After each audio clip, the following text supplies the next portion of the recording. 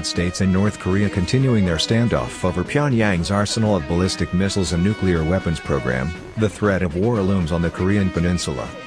Indeed, if there is a war with North Korea, it is likely to be one of the most savage conflicts in the history of war, with nuclear, chemical and potentially even biological weapons being unleashed.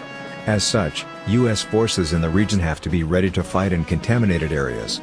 To prepare for such an eventuality, U.S. Marines from Marine Fighter Attack Squadron 121, stationed at Iwakuni, Japan trained to refuel their Lockheed Martin F-35B Joint Strike Fighters while wearing mission-oriented protective posture Level 4 gear.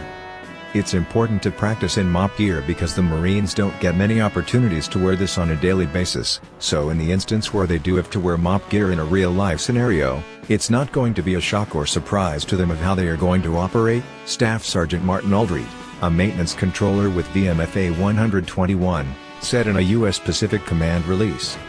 Training while wearing the MOP gear allows the Marines to launch and recover their F-35S while under attack from chemical and biological weapons or help to survive the fallout from a nuclear attack.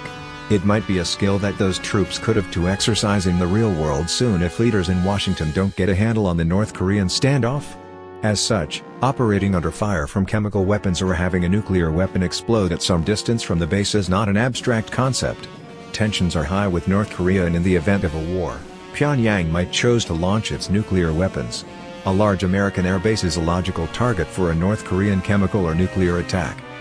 However, Defense Secretary Jim Mattis seems to believe that diplomacy can avert a potential war with North Korea.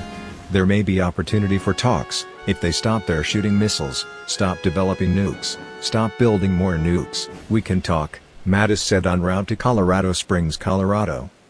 Mattis explained that the Trump administration is focused on resolving the North Korea crisis peacefully. We are being led right now, diplomatically, Mattis said.